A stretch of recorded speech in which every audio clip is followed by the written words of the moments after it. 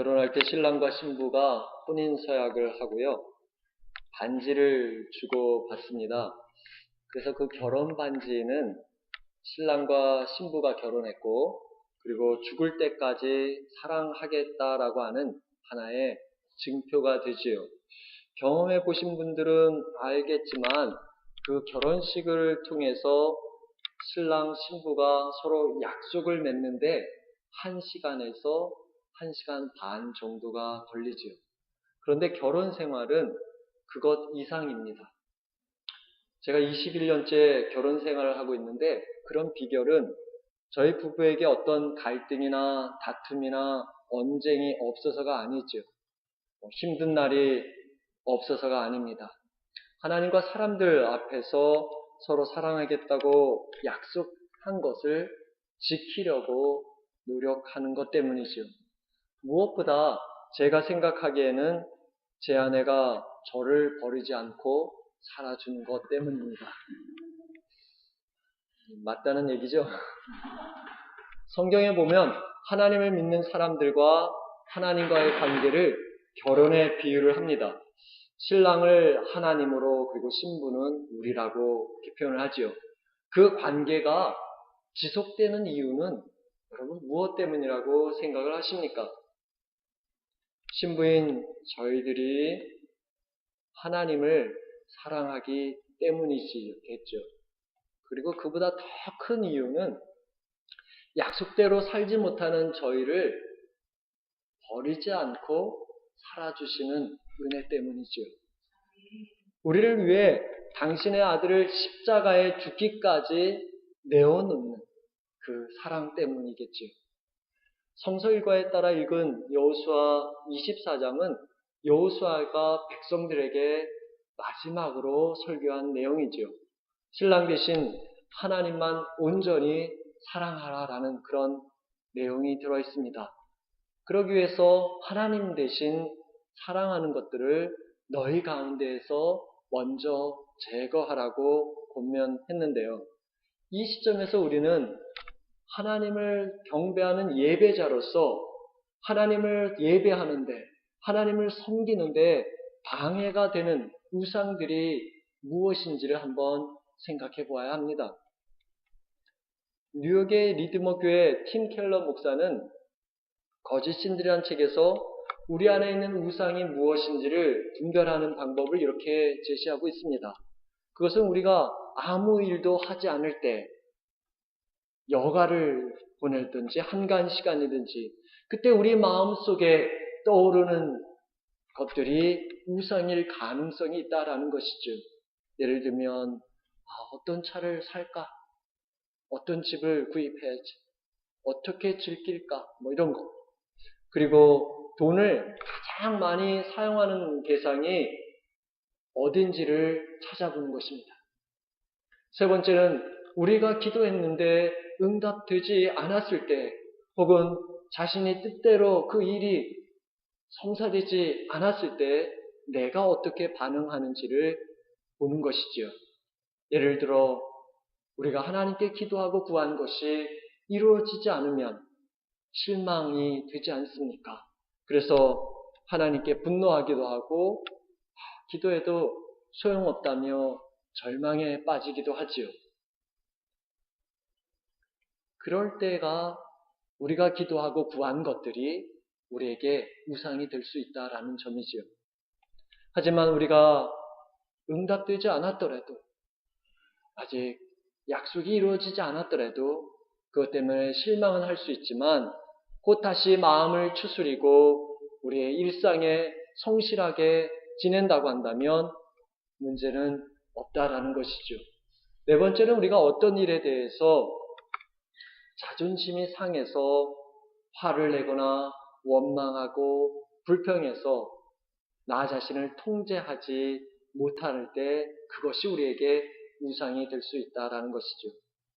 예를 들면 명예를 소중히 여기는 사람은, 다시 말해서 명예가 우상인 사람은 그 명예가 상처가 생길 때 견디질 못하고, 자식이 우상인 사람은 누군가 자식을 비판하면 견디질 못합니다.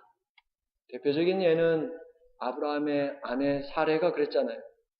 아들 이삭을 자기의 몸종 하갈의 아들 이스마엘이 장난치는 것을 보고 견딜 수가 없었습니다. 그래서 남편 아브라함에게 쫓아가서 당장 저년을 쫓아내라고 그렇게 이야기했죠. 아브라함도 그런 경험이 있습니다. 여러분이 잘 알고 계시지만 하나님께서 아들 이삭을 제물로 바치라고 했을 때지요. 아브라함이 그 말씀을 듣고 그 다음날 이른 아침에 일찍 출발했다는데 그런 이유는 밤새도록 고민을 하느라고 잠을 자지 못했기 때문이죠. 하나님이 일러주는 그 모리아 산으로 가면서 얼마나 많은 갈등과 번민이 있었겠습니까? 하지만 아브라함은 우리가 아는 것처럼 하나님의 말씀에 순종해서 칼을 들어 아들의 목을 내리치려고 했죠. 여러분 그 이유가 무엇이라고 생각을 하십니까? 순종해서라고 보통 이야기합니다.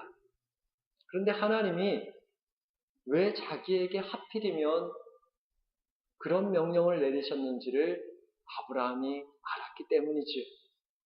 이삭이 태어나기 전까지 그의 모든 희망과 관심은 하나님이었는데 이삭이 태어난 뒤에는 나도 모르는 사이에 하나님 자리에 이삭이 차지하고 있었기 때문이죠. 오늘 여러분은 어떻습니까? 진정으로 하나님을 하나님으로 섬기기를 원하십니까? 그렇다고 한다면 하나님 대신 사랑하는 것, 하나님 대신 더 많이 관심 갖는 거 내려놓아야 합니다. 하나님을 섬긴다고 하면서 진실로 하나님을 두려워하며 충성되이 섬기지 않는 것이 얼마나 위험한 것인지를 여호수아는 오늘 말해주고 있습니다. 생각해 보십시오. 하나님은 모세를 통해 이스라엘 백성들을 애굽 땅 종살이 하던 데서 탈출시켜서 풍요로운 가나안 땅으로 옮겨 놓으셨죠. 먹을 것과 마실 것이 없어 지내던 그 광야 40년 동안 하나님은 그들에게 먹을 것과 마실 것을 공급해 주셨죠. 430년 동안 이집트에서 지내며 몸에 배웠던 그 애굽의 문명과 문화와 신들에서 벗어나서 오로지 하나님만 의지하는 그런 삶으로 훈련받는 기간이 광야 40년이었습니다. 하나님의 도우심으로 이제 가나안에 정착한 이스라엘이 만날 수 있는 가장 커다란 위험이 있다고 한다면 그것은 그 주변에서 공격하는 대적들보다는 자신들에게 주어진 그 모든 것들이 자기의 힘으로 된 줄 착각하고 자신만을 위해서 살아가는 것이지요. 그래서 모세는 그것을 이미 수차례 경고하며 하나님을 기억하라고 설교를 했지요. 오늘 여호수아도 하나님을 너희가 믿는다면서 제대로 섬기지 못한다고 한다면 하나님께서는 주신 복을 거두고 오히려 재앙을 내릴 것이라고 경고하고 있습니다. 왜 이렇게 경고를 할까요? 그런 이유는 하나님을 하나님으로 인정하고 섬기는 것이 우리 인생에서 우리가 풍요로울 때든지 가난할 때든지 가장 중요하기 때문입니다. 가난도 그렇지만 물질적인 풍요와 번영은 특별히 더하죠. 하나님을 잊어버리게 만들고 하나님 대신 자기 자신이 하나님인 것처럼 부추기는 그런 치명적인 위험이 있습니다. 그러기에 오늘 사는 우리들에게 요구되는 것은요, 어떤 때든지 우리가 어떤 상황에 처하든지 하나님을 잊지 않도록 깨어있는 것입니다. 야곱을 한번 생각해 보십시다. 베델로 올라가서 예배하라고 하는 하나님의 말씀에 야곱이 모든 집안 식구들을 한자리에 모아놓고 왜 베델에 올라가서 예배를 드려야 하는지를 이렇게 설명하지요. 나의 환난 날에 응답하시며 나의 가는 길에서 나와 함께 하신 그 하나님께 내가 베델에 올라가 제단을 쌓겠노라고요. 여러분, 이렇게 야곱이 말했을 때요, 그의 삶이 평안하지 않았습니다. 다른 부족들이 지금 공격하면 어떻게 할까 불안과 두려움과 근심에 눌려 있었죠. 그렇습니다. 우리의 인생은 야곱의 삶처럼 복잡하고 힘들지요. 우리 가운데 어느 누구 문제 없는 사람이 없지 않습니까? 누구나 고통의 광야길을 걸어가거나 만나기도 합니다. 문제는 우리가 그 광야길을 걷어갈 때 어떻게 가느냐 하는 것이죠. 이 모든 고통이 누구누구 때문이라며 불평하고 원망하며 비난하며 살 것인가? 아니면 그 어려운 순간마다 하나님을 바라보며 하나님의 도우심으로 살 것인가 하는 것은 다른 사람들이 나에게 결정해 주는 것이 아니라 우리 스스로가 선택해야 하는 일이라는 것이죠. 너희는 오늘 택하라고 여호수아가 말한 이유가 이것 때문입니다. 오늘 여러분은 어떻습니까?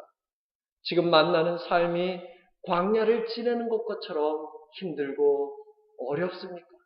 그러면 이전에 인생의 거친 광야를 지나갈 때 그때 나와 함께 하시고 인도해 주신 그 하나님을 기억하시기 바랍니다. 그럴 때 우리는 우리가 누구인지를 알 수가 있습니다. 우리에게 다가오는 헛된 유혹과 우상에서도 벗어날 수가 있습니다. 하나님께서는 이스라엘 백성들을 인도해 주신 것처럼 저와 여러분을 오늘도 인도하심을 믿으시고 그 하나님을 기억하고 의지하는 은혜가 있기를 주의 이름으로 축원합니다. 이 대목에서 우리는 왜 오늘 예배당에 나왔는지를 한번 생각해 보아야 하겠습니다.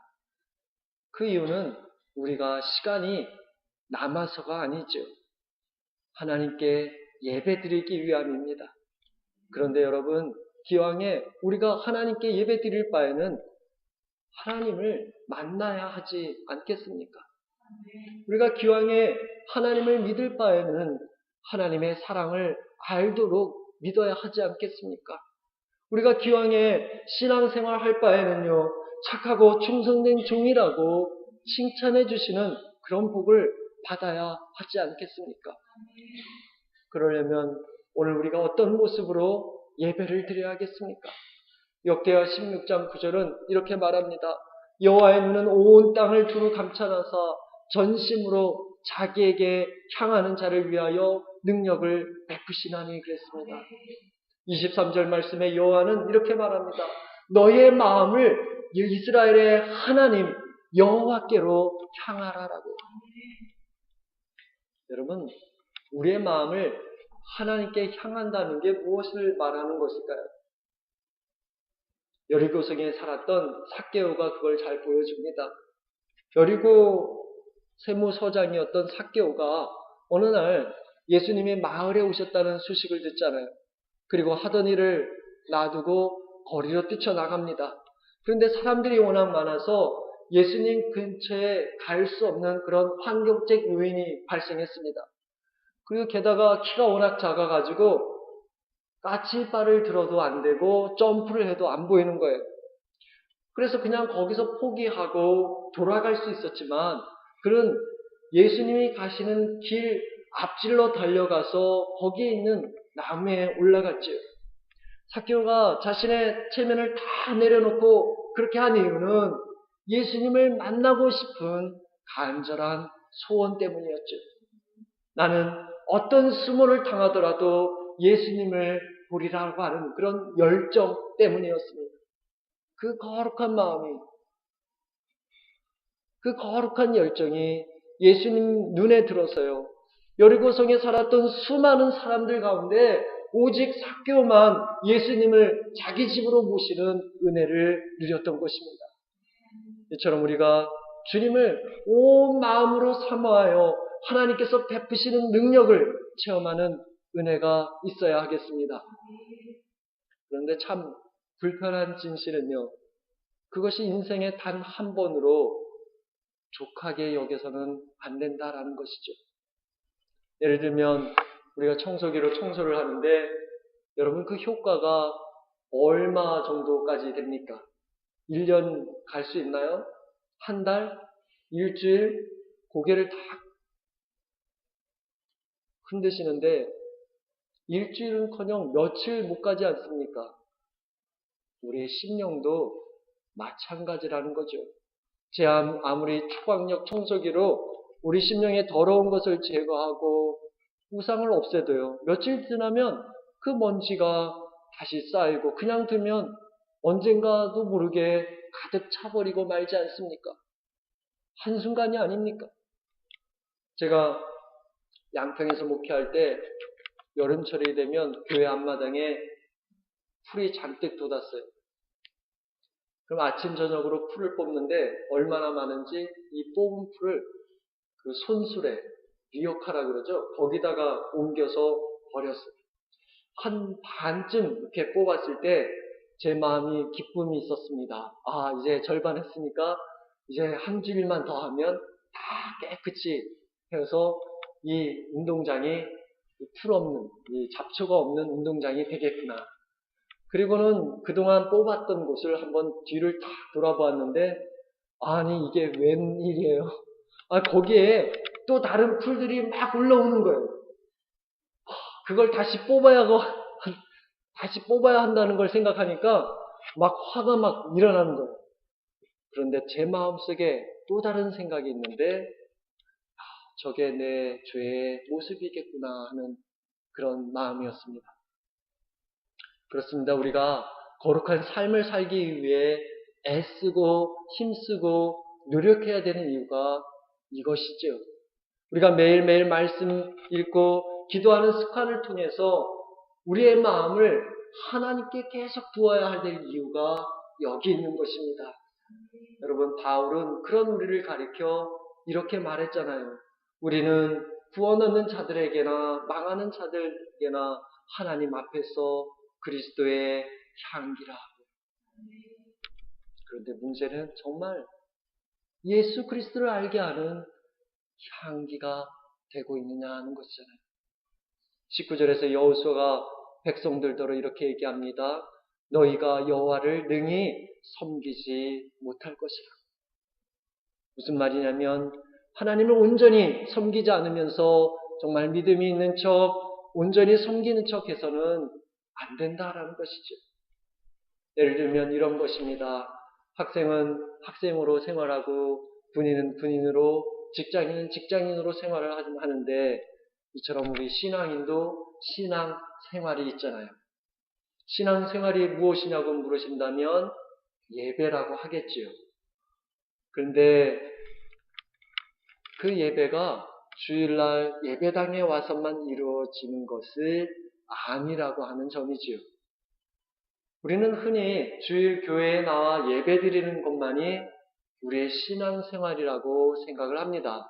그러나 집에 가서 6일 동안 살아가는 것도 우리의 신앙생활임을 우리는 명심해야 합니다. 왜 그런가 하면 이것이죠. 저와 여러분 모두 하나님을 섬기는데 이 주일날 이 예배당 안에서만 섬기지는 것이 아니라 집으로 돌아가서 우리의 집안이나 또 우리 6일 동안 삶을 살면서도 우리가 하나님을 믿고 하나님을 섬기기 때문이지요. 그러니까 집안일이나 일상생활은 아무렇게도 안 하고 막무가내로 살다가 주일날 교회에 와서 예배만 드리면 신앙이 있는 걸로 여기는 것은 착각인 셈이 됩니다.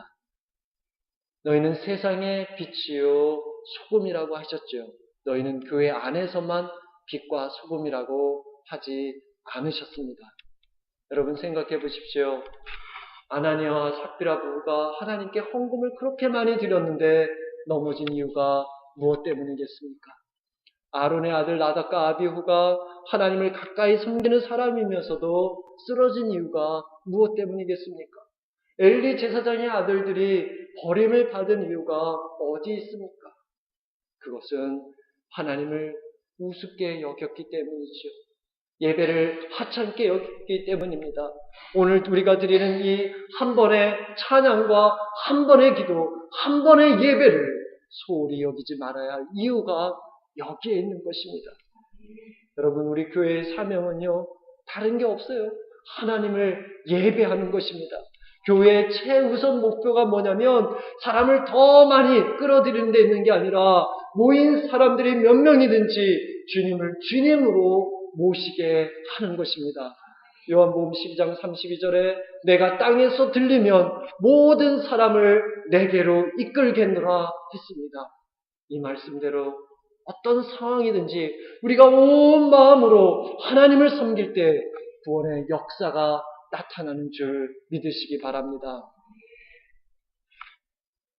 외줄타기 세계 기록 보유자인 닉 월렌다라고 하는 사람이 있습니다. 재작년에 나이아가라 폭포를 건넜고 작년에는 그랜드 캐년을 건넜죠. 일주일 전에 시카고에 있는 옥수수 모양으로 지은 그 마리나시티 건물 65층에서 138m 길을 건너는데 성공을 했습니다. 그것만 한 게 아니라 그 일 후에 자기의 눈을 가리고 경사 19도가 되는 그 외주를 안전장치 없이 그 평행봉 하나만 들고 건너는데 성공을 했습니다. 세찬 바람도 불고 흔들릴 때마다 굉장히 두렵고 떨렸겠죠. 그런데도 할 수 있었던 이유가 무엇이겠습니까? 그 이유는 그가 외줄에 집중했기 때문이죠. 외줄에 온 마음을 쏟았기 때문입니다. 저는 우리 교회가 하나님께 집중하는 교회였으면 합니다. 하나님께 온 마음을 드리는 교회였으면 합니다. 그래서 저는 그런 예배를 통해 하나님의 은혜를 체험하는 교회의 담임 목사가 되길 원하고 여러분이 그런 교회의 성도 되길 바랍니다. 그래서 우리 교회 예배를 소홀히 여기는 사람이 온다면 예배드리는 여러분의 영향을 받아 바꿔지는 은혜가 있기를 기대합니다. 여러분, 어떻게 이런 일이 일어날 수 있겠습니까?